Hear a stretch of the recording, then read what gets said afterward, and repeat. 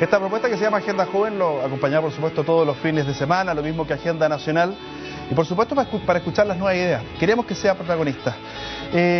Nos pregunta, aquí está, Rosano Droghetti, ahí dice: ¿qué dicen estos amables jóvenes sobre la excesiva centralización chilena que aboca a las 15 regiones de nuestro país? ¿Qué dicen ustedes? Horrible.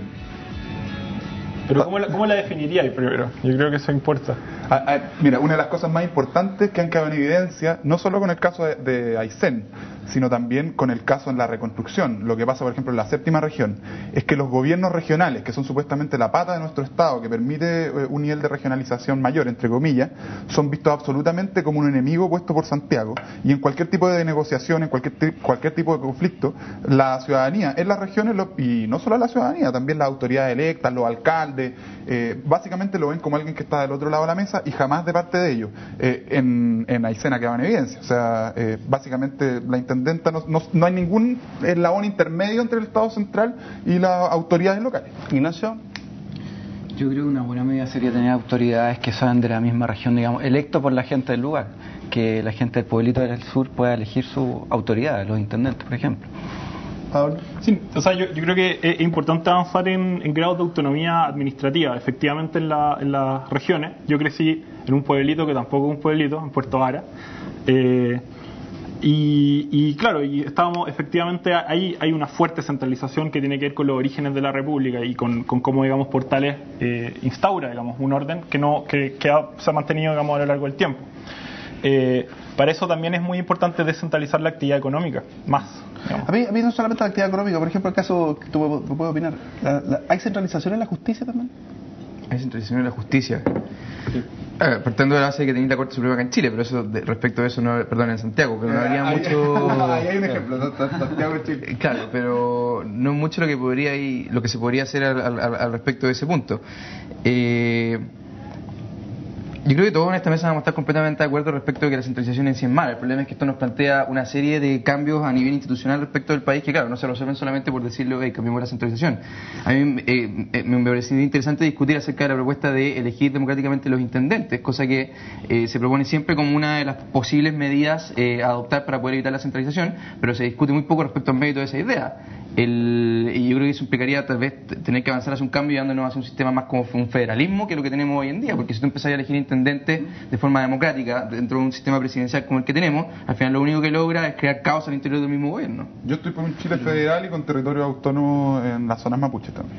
Hay que discutirlo, evidente, justamente, tenemos que empezar a discutir eso. ¿Por qué sientes que a veces este tipo de discusiones incomodan tanto al interior del Congreso? ¿O porque de repente... porque son todos de Santiago, básicamente. Porque no las entienden. ¿Bueno? ¿Por qué? Sí.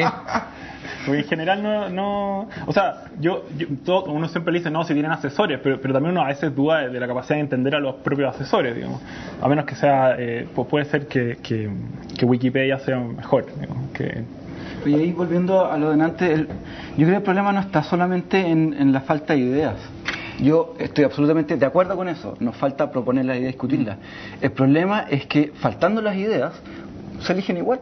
Sí, eso sigue operando. Por eso levantemos el velo a la democracia, pues sí. Pero por eso yo digo, porque nosotros tenemos la idea si de que estamos viviendo en un sistema en el cual las personas son electas en base a lo que piensan, su preparación intelectual, y resulta que eso no es así. Y si uno tiene la experiencia de trabajar en una campaña de diputado, yo se lo puedo contar, pero esto es una cuestión vox populi respecto de los políticos, uno sabe que a los candidatos a diputados los eligen en un 90% porque tenían la mayor cantidad de afiches, por la coalición política, porque era buen mozo. Yo trabajé para un candidato a diputado y te puedo decir la cantidad de personas que nos decían, es que usted se ve tan lindo en mi cartel, y lo veían ahí colgado fuera de su casa. Entonces resulta ser que tú llegabas a la casa de esa persona y te decía, yo voy a tomar la decisión de votar por usted. ¿Por qué? Porque estaba ahí, en el cartel. Y resulta que respecto de las ideas que proponía el candidato, nosotros en una cantidad de 15.000 personas que saludamos, que yo las fui contando con un contador, para decir, de 15.000 personas, máximo 50 nos preguntaron qué es lo que pensaba el candidato respecto de algún tema, por ejemplo, valórico. O nos preguntaron qué es lo que pensaba acerca de seguridad ciudadana. Por otra parte, tenemos este engaño de que los candidatos a diputados saben hacer campaña como si fueran candidatos a alcalde. Claro, entonces se ponen locales. ¿Pero por qué? Porque la gente lo que quiere son soluciones a problemas reales, y por lo demás, el ciudadano a pie tampoco entiende muy bien cómo es que funciona el Congreso. Entonces, la única posibilidad que tiene un candidato a diputado que lo elijan es empezar a decir, yo desde el Congreso lo voy a mejorar a estos hoyos que tienen en la calle. Y eso es una mentira del puerto de un buque. Entonces, el problema está en que también nosotros nos engañamos, tenemos como engaño colectivo en que creemos que la democracia hoy día se basa en ideas y en lo que proponen poner los candidatos, cuando en realidad estamos eligiendo gente porque se veían bonitos en las fotos. Pero ahí yo creo que es donde hay que cambiar el sistema. Por ejemplo, una manera de mejorarlo es el voto programático. Eso mismo es. Por ejemplo, o sea, que el candidato tenga que decir, este es mi programa, y que la ciudadanía tenga el derecho de revocar eso si es que no lo cumple. Ahí vamos a dejar de tener alcaldes que prometen cosas que son de parlamentarios cosas que prometen de alcaldes, y presidentes que... Y ahí hay propuestas, o sea, hay yo recomiendo todos los libros de Roberto Mangabeira Unger, que es un personaje bien interesante, que era ministro de Asuntos Estratégicos de Brasil, que él propone que hay que calentar la democracia. ¿Qué es lo que dice él? Necesitamos mecanismos, por ejemplo, de plebiscitos vinculantes, necesitamos mecanismos de voto programático, necesitamos ese tipo de mecanismos. ¿Por qué entonces, una pregunta, entonces, ¿por qué las encuestas dan siempre mayor cantidad de adhesión a los candidatos de sectores tradicionales? Por ejemplo, Bachelet y Goldberg. ¿Por qué siguen ellos siempre figurando en la encuesta? Es que hay una cosa, te puedo volver un tema solamente con eso. Yo creo que antes de empezar a pensar en los votos programáticos, que discutámoslo, perfecto, pero hay una solución incluso que es más fácil que eso. Seamos críticos. ¿Sí? ¿Qué pasa? Hoy día estamos viviendo en una... Espera un segundo. Seamos críticos ¿en qué sentido? Que nosotros vivimos hoy día en una sociedad, en un espacio común, en el cual no estamos dispuestos a criticar a lo que dice otro, porque decimos que criticar es criticar por criticar. Mentira. Si nosotros empezáramos a criticar efectivamente... Pero ¿cuál es la solución práctica ahí? Pero es que eso es una solución práctica. Tenemos que hacer un cambio cultural. Antes que empezar con un cambio programático sería mejor, porque eso significa que estamos cambiando el nivel cultural de las personas. Cívica en los colegios, por ejemplo. O sea, por ejemplo, pero es que entonces antes de pasar al cambio sobre un voto programático, partamos preguntándonos si tenemos verdaderamente educación cívica. Si el problema de Portales sigue vigente después de todos estos años. Pregunta que hice delante, ¿por qué siguen marcando los sectores tradicionales como con mayor adhesión para las votaciones? Por ejemplo, en el caso de Goldberg y Bachelet, cada uno representa dos sectores tradicionales. En las encuestas. ¿Cuáles son los no tradicionales? Los que no pertenecen a los partidos. ¿Y qué candidatos tenemos ahí? Eso es lo que no sé. Es que no tenemos. Por ejemplo, no sé, yo creo que hay una cosa muy básica, que es que, por supuesto, hay ciertas demandas ciudadanas, pero también uno cuando elige entre algunas alternativas que tiene. Y las alternativas que están puestas sobre la mesa son esas. Un ejemplo muy concreto es que, por ejemplo, la restricción que hay en la Constitución para que personas menores de 35 años postulen a cargos como el Senado o la Presidencia. O sea, hay que esperar, yo sería, siendo justo, creo que habría que esperar a por lo menos 10 años más para que hay personas que hoy día sí están ejerciendo roles de liderazgo y que la gente efectivamente, yo creo que es súper valioso que la gente en su casa, en la tele, ya no solo identifique a la gente de Jingo, de Mecano, sino que también a Giorgio Jackson, a la Camila Vallejo, a Camilo Ballesteros. Que han en buena medida con la misma lógica de Jingo y de Mecano. O sea, sí, en el fondo, el problema aquí... ¿Pero es qué? que ¿La televisión? Sí, no, es la misma, ha sido exactamente la misma lógica. ¿Pero cuál es la misma lógica? A ver, ¿cuál es la misma lógica? De partida, explotar, digamos, un par de clichés, aparecer mucho en televisión. También la Camila Vallejo lo manejó bien, digamos, que no se metieran demasiado en su vida privada. Digamos, ¿Pero qué clichés? ¿Qué clichés? Operar a partir de eslóganes. Camila Vallejo lo que hizo durante todo el año 2011 fue repetir eslóganes. Sí, pero en la televisión tú tienes que hablar rápido, sobre todo si los están entrevistando. Entonces, ¿cuál es el problema? ¿Es aparecer en televisión? No, que el debate que hay detrás, que había detrás de esos rostros, digamos, no era un debate articulado y no era algo mejor que lo que ofrece ninguno de los partidos políticos tradicionales, entre comillas. Entonces, en el fondo, si es que se sigue votando por ello es porque no se ha salido, y eso requiere maduración cívica, de la lógica tradicional, entre comillas.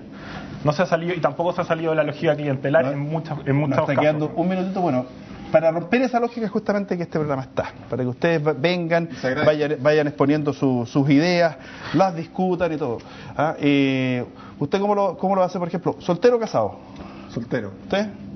Con pareja. ¿Con pareja? ¿Tú? Soltero. ¿Tú? Me caso a fin de año. ¿Te casas de fin de año? Sí. O sea, estamos buscando dos chiquillas. ¿Tiene que tener alguna tendencia en especial? Bueno, yo estoy pololeando, sí. Ya. ¿Tú estás solo? No, yo acabo de terminar, pero no hay ninguna tendencia en particular ahí.